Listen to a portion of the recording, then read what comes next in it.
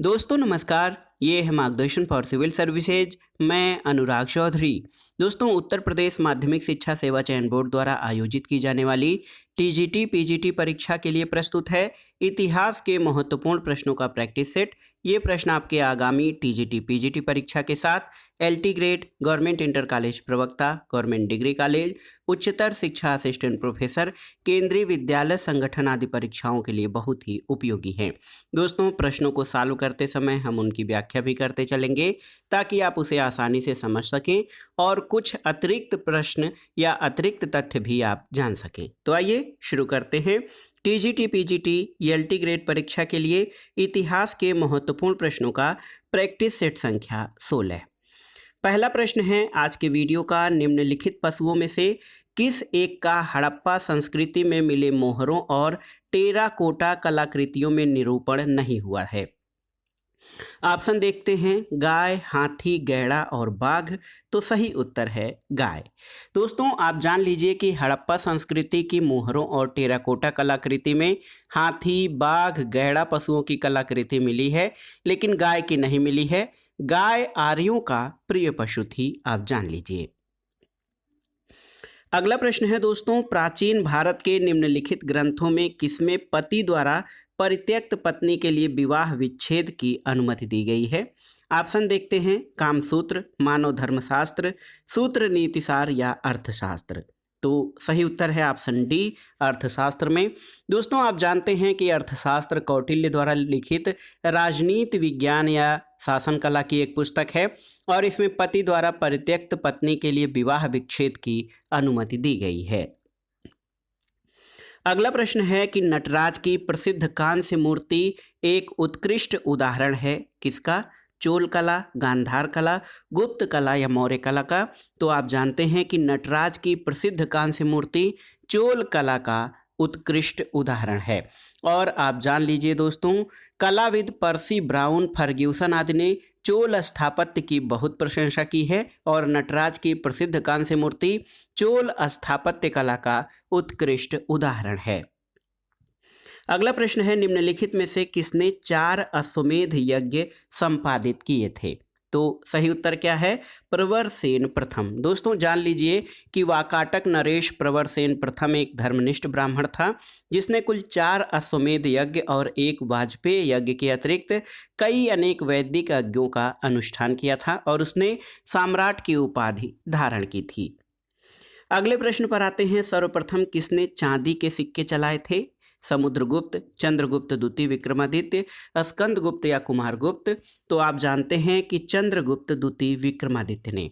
दोस्तों चांदी का सिक्का सबसे पहले चंद्रगुप्त द्वितीय ने चलाया था और इन सिक्कों पर गरुड़ चिन्ह अंकित था। इनके द्वारा चलाए गए स्वर्ण सिक्के दीनार तौल में 121 ग्रेन से 132 ग्रेन तक के होते थे। तो याद रखिएगा, सबसे पहले चांदी के सिक्के चंद्रगुप्त विक्रमादित्य द्वारा चलाए गए थे।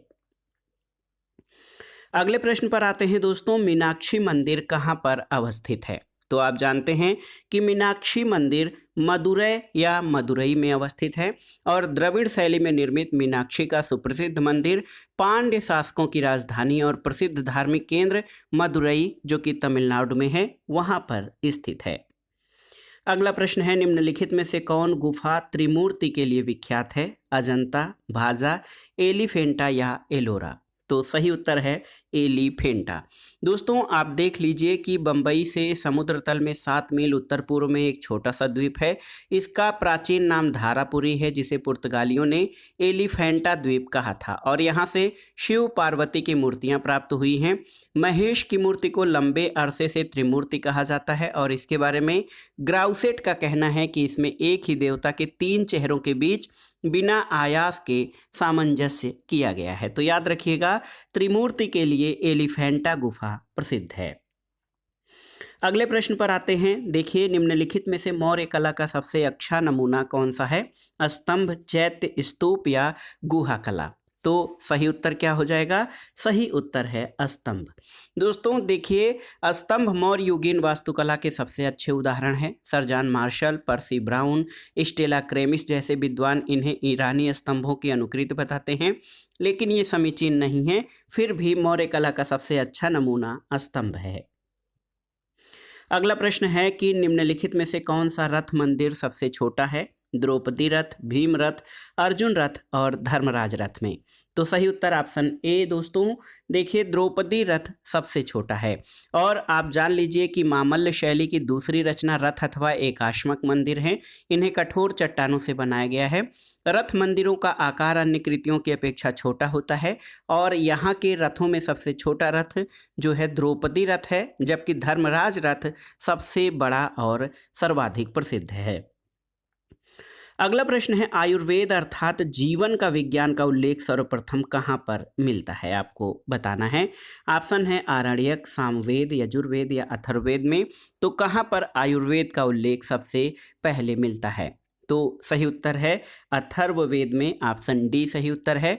वैसे तो आयुर्वेद ऋग्वेद का उपवेद है, लेकिन अथर्ववेद में भी तमाम औषधियाँ, टोने टोटके और तंत्र मंत्र इत्यादि का विवरण मिलता है। तो अथर्ववेद में दोस्तों जान लीजिए कि आयुर्वेद यानी जीवन के विज्ञान का उल्लेख किया गया है। अगला प्रश्न देखिए, सुमेलित करना है, पाणिनि की अष्टाध्यायी है, वात्सायन का कामसूत्र है, चाणक्य का अर्थशास्त्र और कल्हड़ की राजतरंगिणी। तो ये आप सही सुमेलन इस तरह से कर सकते हैं। आप जानते भी हैं दोस्तों कि जो ग्रंथ हैं अष्टाध्यायी पाणिनिकृत है, कामसूत्र वात्सायन का है, चाणक्य का अर्थशास्त्र और राजतरंगिणी कल्हड़ का। ऑप्शन ए आपका सही सुमेलन हो जाएगा। अगले प्रश्न पर आते हैं दोस्तों। एक महत्वपूर्ण पुस्तक है, कई बार परीक्षाओं में पूछा गया है। एक बुक है the roots of ancient India. इसके लेखक कौन हैं? तो सही उत्तर क्या है दोस्तों? The roots of ancient India के लेखक W.A. फेयर सर्विस थे। ऑप्शन ए आपका सही उत्तर है। और ये पुस्तक 1971, देखिए 1971 में लिखी गई इस पुस्तक में प्राचीन पुरातात्विक अध्ययन किया गया है।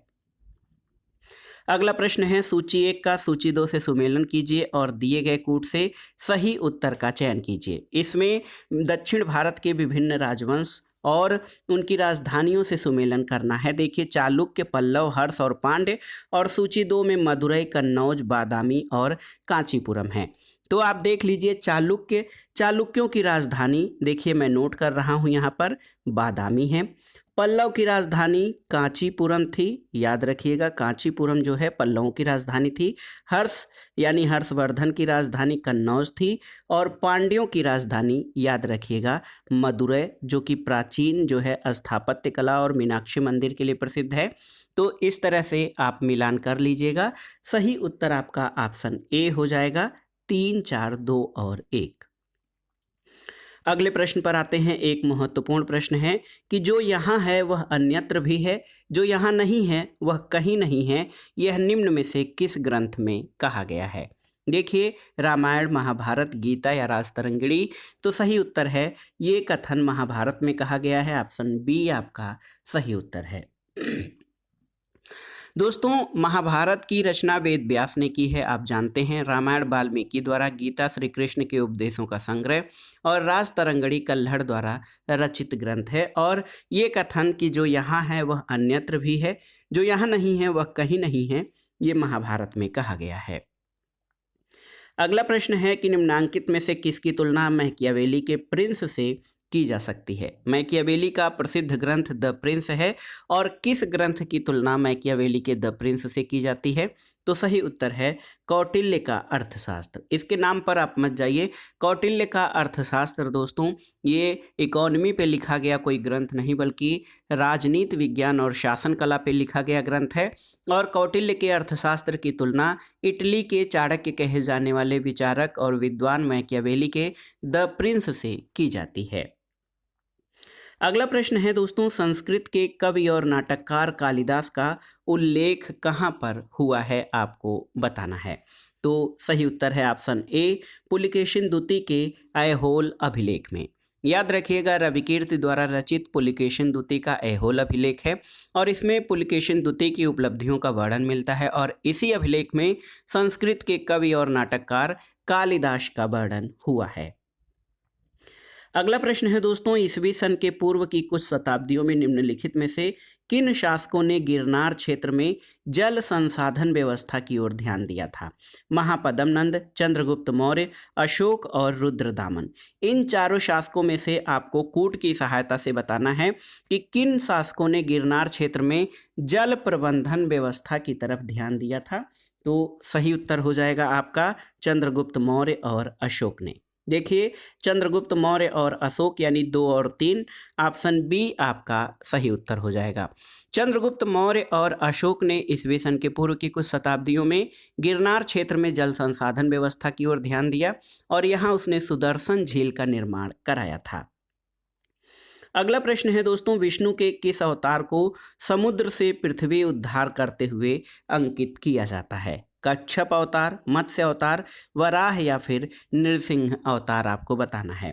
तो सही उत्तर है दोस्तों, विष्णु के वराह अवतार को समुद्र से पृथ्वी का उद्धार करते हुए दर्शाया गया है और गुप्त काल की कई मूर्तियां विष्णु के इस रूप में दिखाई गई हैं।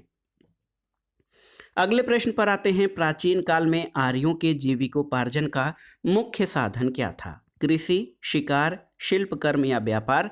तो सही उत्तर ऑप्शन ए हो जाएगा, कृषि। देखिए, प्रारंभिक जो आर्य होते थे वो घुमक्कड़ जीवन व्यतीत करते थे। कृषि और पशुपालन इनकी जीविका के मुख्य साधन थे।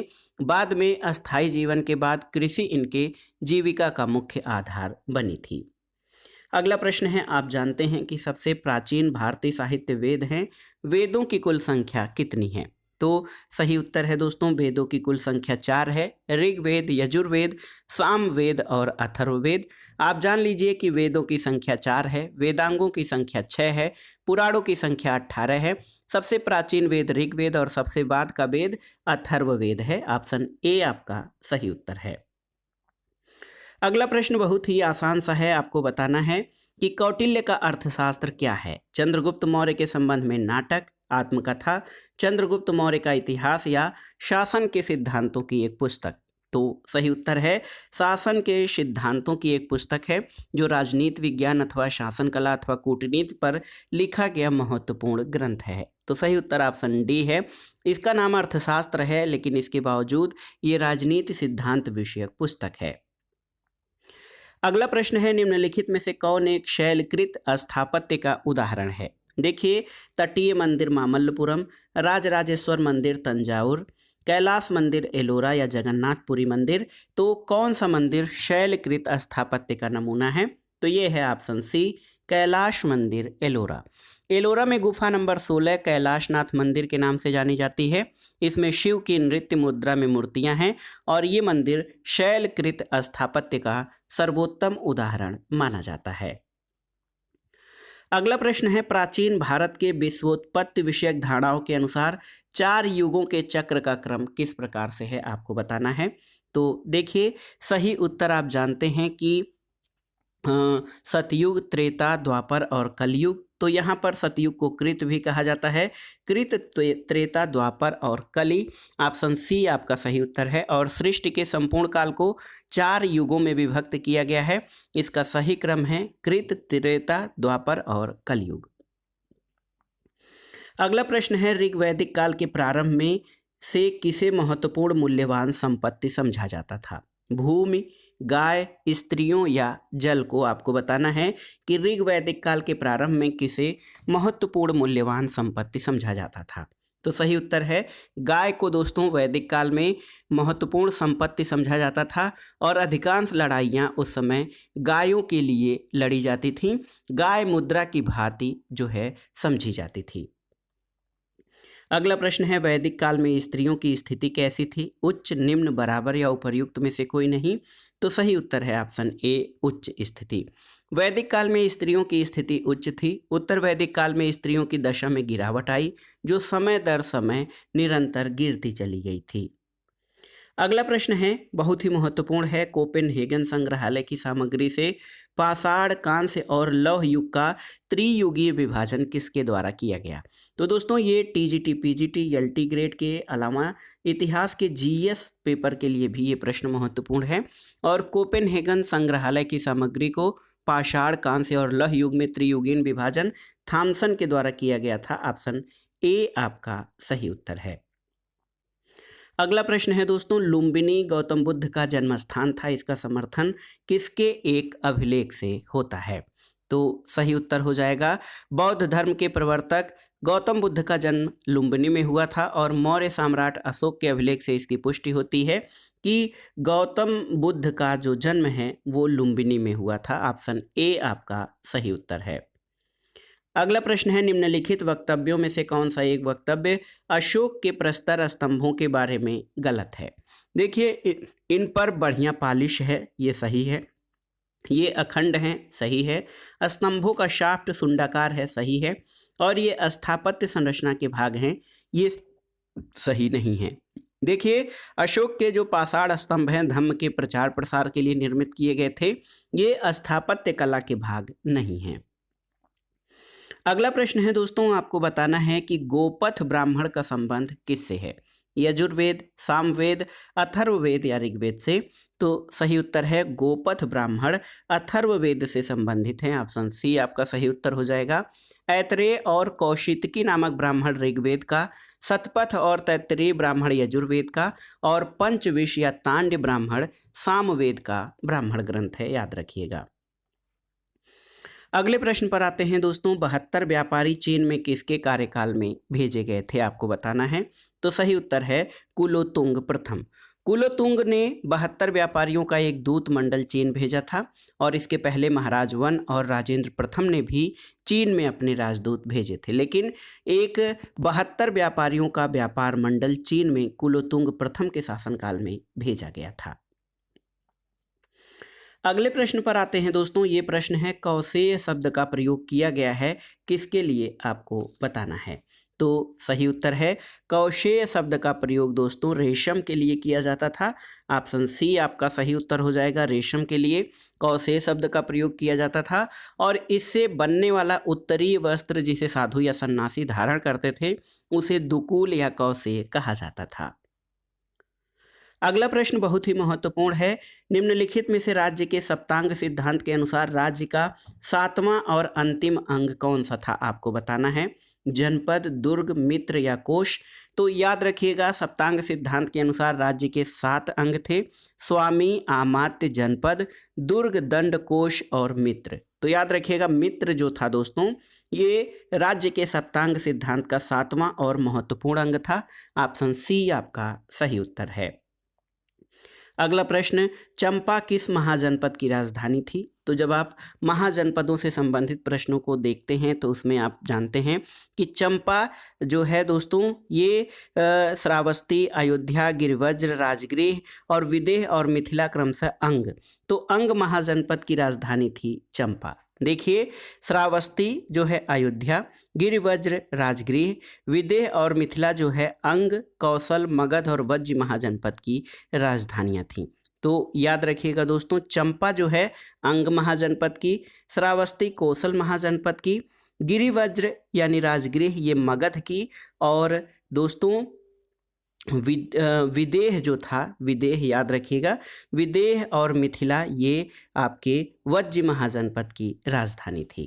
तो चंपा अंग महाजनपद की राजधानी थी।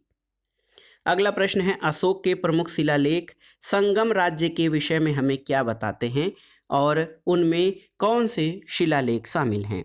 तो सही उत्तर है दूसरा और 13वां शिलालेख। दोस्तों देखिए, अशोक के दूसरे और 13वें शिलालेख में किसके बारे में? संगम राज्यों के बारे में, जो कि चोल, चेर, पांड्य और सत्यपुत्र हैं, उनकी जानकारी हमें अशोक के दूसरे और 13वें शिलालेख से मिलती है। अगला प्रश्न है कि अशोक राम विहार निम्नलिखित में से किस स्थान पर स्थित था? आपको बताना है। वैशाली, पाटलिपुत्र, कौशाम्बी या श्रावस्ती? तो सही उत्तर है पाटलिपुत्र। आप देखिए दोस्तों, तृतीय बौद्ध संगीत का आयोजन 251 ईसा पूर्व में पाटलिपुत्र के अशोक राम विहार नामक स्थान पर मोगलपुत्र तिस्य की अध्यक्षता में अशोक के शासनकाल में हुआ था। अगला प्रश्न आसान सा है, आप जानते भी हैं कि बौद्ध, हिंदू और जैन शैलकृत गुफाएं कहाँ पाई जाती हैं? अजंता, एलोरा, एलिफेंटा या नासिक में? तो सही उत्तर है एलोरा में। और आप जान सकते हैं दोस्तों, एलोरा में बौद्ध, जैन और हिंदू शैलकृत गुफाएं, एलोरा महाराष्ट्र में है, वहाँ पर पाई जाती हैं। अजंता में बौद्ध धर्म से संबंधित गुफाएं हैं और एलिफेंटा में ब्राह्मण धर्म से संबंधित गुफाएं हैं। अगला प्रश्न है, निम्नलिखित में से कौन सा एक सही सुमेलित है? तो इसमें से केवल एक सही सुमेलित है, वो कौन सा है आपको बताना है। तो देखिए, ये जो तीनों ऑप्शन चारों दिए गए हैं उसमें पांड्य की राजधानी मदुरै ये आपका सही सुमेलित है। दक्षिण के पांड्य राजवंश की राजधानी मदुरै या मदुरई थी। काकतीय वंश की राजधानी वारंगल थी। वारंगल जो है ये काकतीय वंश की राजधानी थी। इसके अलावा होयसल वंश की द्वार समुद्र थी, होयसल की द्वार समुद्र। और देखिए, यादव वंश की राजधानी देवगिरी थी। तो यहाँ पर अगर जो आप ऑप्शंस देखिए तो होयसल की द्वार समुद्र, ऑप्शन बी भी आपका सुमेलित है।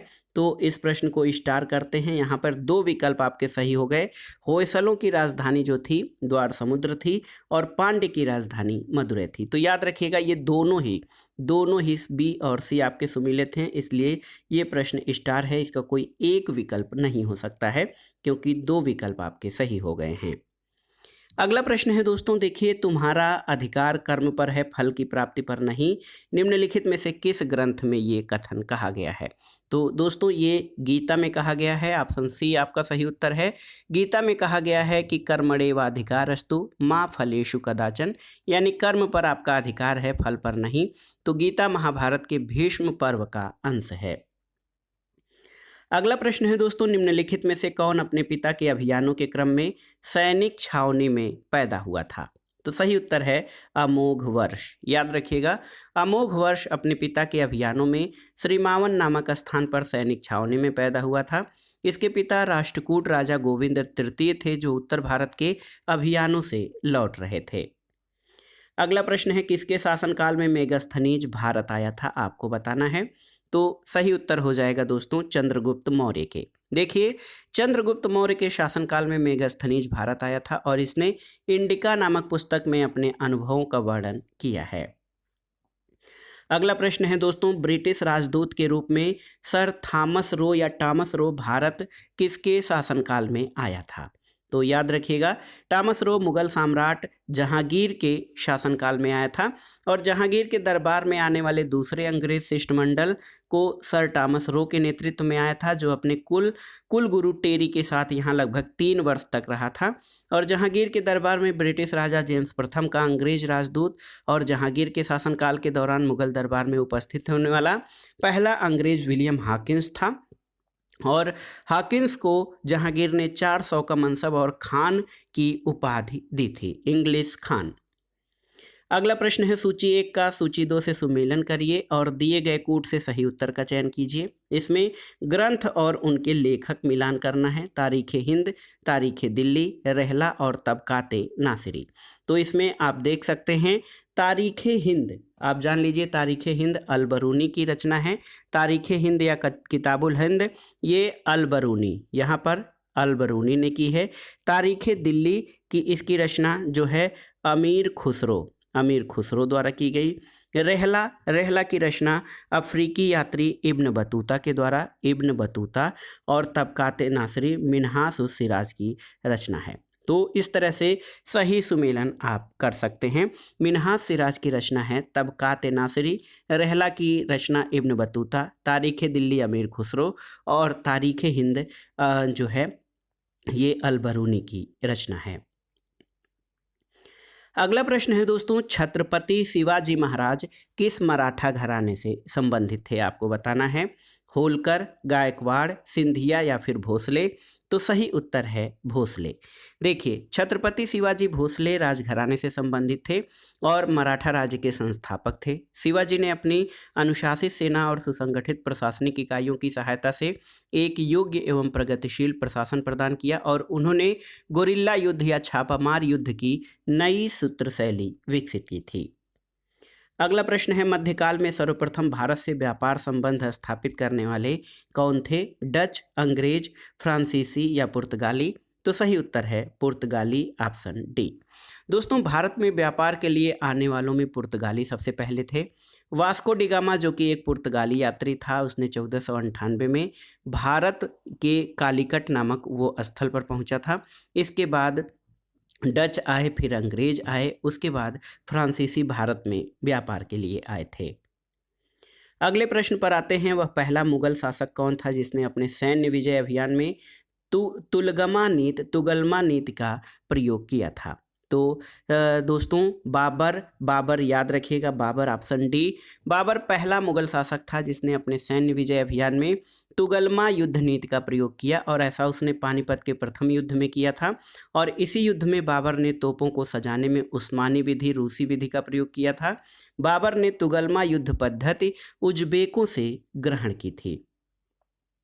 अगला प्रश्न है, हल्दी घाटी की लड़ाई किनके बीच लड़ी गई थी? तो बहुत ही आसान सा प्रश्न है। आप जानते हैं कि अकबर और महाराणा प्रताप के बीच हल्दी घाटी की लड़ाई लड़ी गई थी, और हल्दी घाटी की लड़ाई 18 जून 1576, देखिए 1576 में हल्दी घाटी की लड़ाई हुई थी अकबर और महाराणा प्रताप के बीच। इस युद्ध में अकबर की ओर से आसफ खान और मान सिंह ने सेना का नेतृत्व किया, और ये बहुत ही विनाशकारी युद्ध था। माना जाता है कि इस युद्ध में न अकबर जीता, न ही महाराणा प्रताप हारे। उन्होंने आखिरी समय तक अकबर से संधि की बात स्वीकार नहीं की, और युद्ध के बाद महाराणा प्रताप की लड़ाई छापेमार या गुरिल्ला युद्ध पद्धति से जारी रही थी। अगला प्रश्न है, कृषकों की सहायता के लिए किस मध्ययुगीन शासक ने पट्टा और कबूलियत की व्यवस्था प्रारंभ की थी? तो ये था शेरशाह सूरी। दोस्तों, शेरशाह ने किसानों को सुविधा देते हुए ये निश्चित किया कि किसानों को किस भूमि पर कितने समय के लिए खेती करनी है।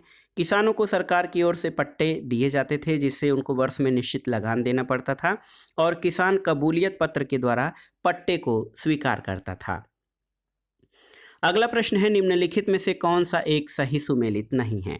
Jahangir, William Hawkins. देखिए, जहांगीर के समय में विलियम हॉकिंस जो है ये आया था, ये आप देख लीजिए कि ये सही सुमेलित है।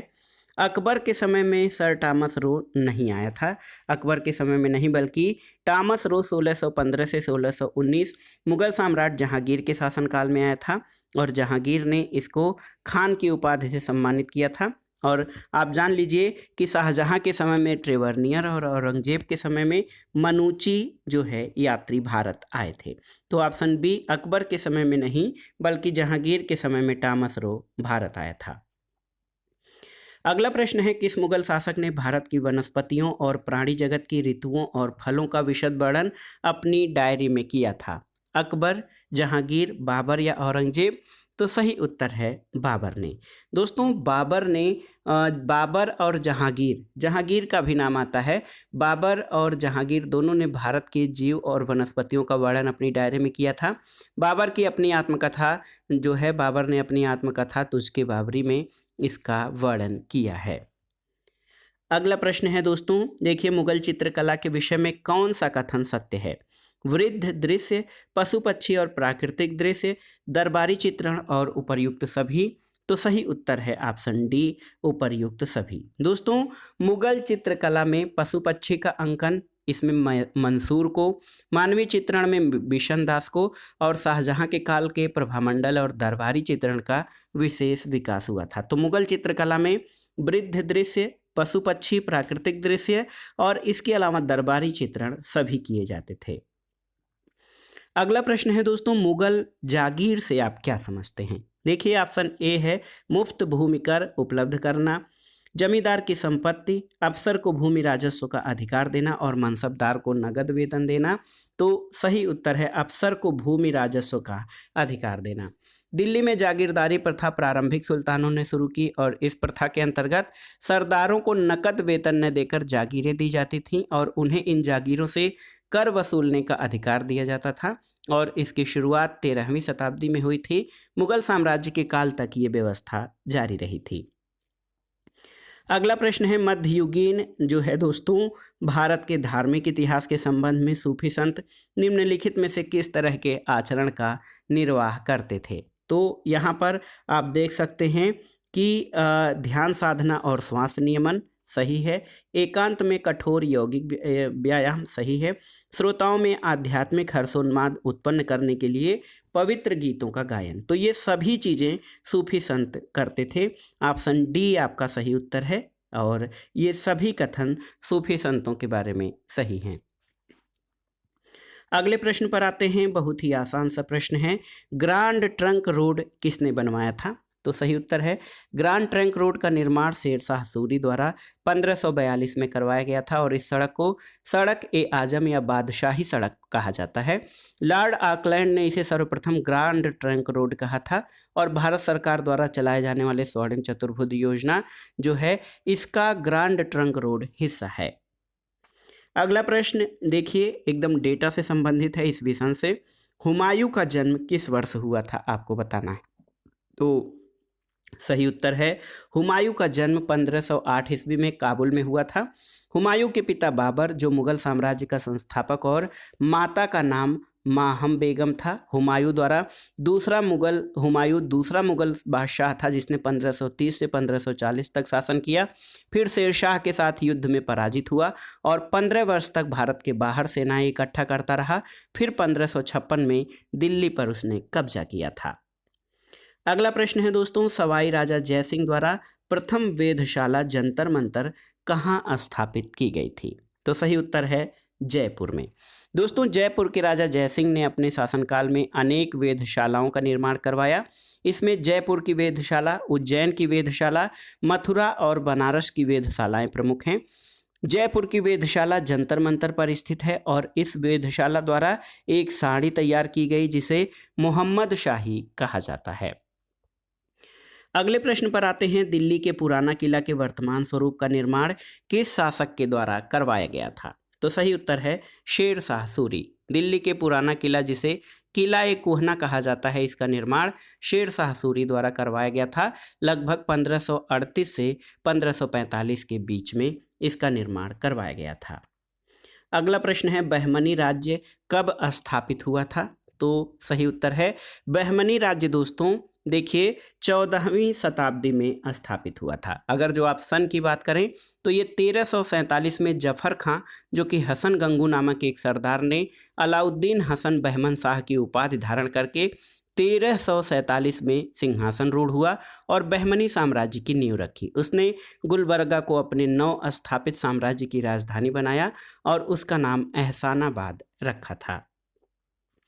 अगला प्रश्न है, सल्तनत के निम्नलिखित सुल्तानों में किसने सर्वप्रथम अपनी राजधानी दिल्ली स्थानांतरित की थी? आराम शाह, बलवन, इल्तुतमिश या कुतुबुद्दीन ऐबक? तो सही उत्तर है इल्तुतमिश, ऑप्शन सी। दोस्तों, सल्तनत काल के शासकों में सर्वप्रथम इल्तुतमिश ने दिल्ली को सल्तनत की राजधानी बनाया और ईस्वी में इल्तुतमिश को बगदाद के खलीफा से खिलअत का प्रमाण पत्र प्राप्त हुआ जिससे इल्तुतमिश वैध सुल्तान और दिल्ली सल्तनत जो है स्वतंत्र राज्य बन गया था। तो याद रखिएगा दोस्तों, लाहौर से राजधानी दिल्ली सबसे पहले इल्तुतमिश ने स्थापित किया था या स्थानांतरित किया था। अगला प्रश्न देखते हैं, किसने मध्यकालीन भारत में तोपों का इस्तेमाल किया था? आपको बताना है। तो सही उत्तर है बाबर ने। बाबर ने सबसे पहले तोप और बारूद का प्रयोग किया था पानीपत के प्रथम युद्ध में जो 1526 में इब्राहिम लोदी के विरुद्ध हुआ था। बाबर ने इस युद्ध में आधुनिक हथियार, तोपों और बारूदों का प्रयोग किया जिसका इब्राहिम लोदी के पास कोई मुकाबला नहीं था और इस युद्ध में बाबर की जीत हुई और दिल्ली में मुगल साम्राज्य की नींव पड़ी थी। अगला प्रश्न है, बाबर का जन्म कब हुआ था? ये प्रश्न आप डेट याद रखिएगा 1483 में दोस्तों। बाबर भारत में मुगल साम्राज्य का संस्थापक था। इसका जन्म 14 फरवरी 1483 याद रखिएगा 14 फरवरी 1483 को फरगना राज्य की राजधानी अंदीजान में हुआ था और बाबर पानीपत की पहली लड़ाई में इब्राहिम लोदी को पराजित करके 1526 में भारत में मुगल साम्राज्य की नींव रखी थी और इसने भारत में 4 वर्षों तक 1526 से 1530 तक शासन किया और 4 युद्ध लड़े और इन चारों में जीत हासिल की थी। अगला प्रश्न है, भारत का प्रथम मुगल शासक कौन था? तो भारत का प्रथम मुगल शासक बाबर था। 1526 में बाबर और इब्राहिम लोदी के बीच जो पानीपत का पहला युद्ध हुआ था इसमें बाबर की जीत हुई और दिल्ली में मुगल साम्राज्य की नींव रखी गई थी।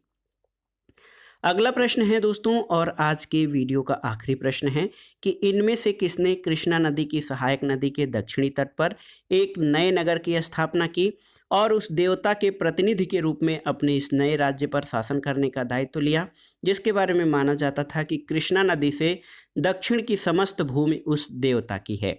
ऑप्शन देखिए, अमोघ वर्ष प्रथम, बल्लाल द्वितीय, हरिहर प्रथम और प्रताप रुद्र द्वितीय। तो सही उत्तर है ऑप्शन सी, हरिहर प्रथम। दोस्तों, भारत के दक्षिणी पश्चिमी तट पर कृष्णा की सहायक तुंगभद्रा नदी के तट पर विजयनगर साम्राज्य की स्थापना करने का श्रेय हरिहर प्रथम और बुक्का नामक दो भाइयों को है, और इन दोनों को दिल्ली सल्तनत के सुल्तान मोहम्मद बिन तुगलक ने काम्पिली का विद्रोह दबाने के लिए दक्षिण भेजा था।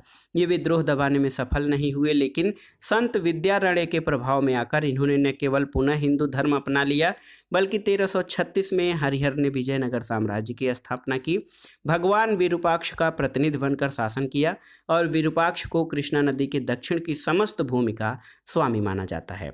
और याद रखिएगा दोस्तों, हरिहर प्रथम के बाद 1356 में बुक्का प्रथम राजा बना और विजयनगर का सबसे प्रतापी शासक कृष्णदेव राय थे। तो याद रखिएगा दोस्तों, बहुत ही महत्वपूर्ण है। भारत के दक्षिण पश्चिमी तट पर कृष्णा की सहायक तुंगभद्रा नदी के तट पर जो है देवता के प्रतिनिधि के रूप में नए राज्य पर शासन करने का दायित्व जिसने लिया था, और कृष्णा नदी से दक्षिण की समस्त भूमि को उस देवता की संपत्ति मानी थी, समस्त भूमि मानी थी, वो हरिहर प्रथम था। और उस देवता का क्या नाम था? भगवान विरूपाक्ष। तो दोस्तों, ये था आज का video. TGT, PGT, LT grade, government inter college प्रवक्ता, गवर्नमेंट डिग्री कॉलेज, केंद्रीय विद्यालय संगठन, नेट जेआरएफ इतिहास के लिए। दोस्तों, इतिहास के महत्वपूर्ण प्रश्नों का प्रैक्टिस सेट, इसमें कई प्रश्न आसान थे, लेकिन कुछ प्रश्न थोड़े से नए और अलग किस्म के हैं। आप उन प्रश्नों को जरूर एक बार दोहरा लीजिएगा। वीडियो आपको कैसा लगा हमें कमेंट बॉक्स में जरूर बताइएगा। वीडियो को लाइक करें, शेयर करें और इस चैनल मार्गदर्शन फॉर सिविल सर्विसेज को सब्सक्राइब करें। वीडियो देखने के लिए धन्यवाद दोस्तों। नमस्कार।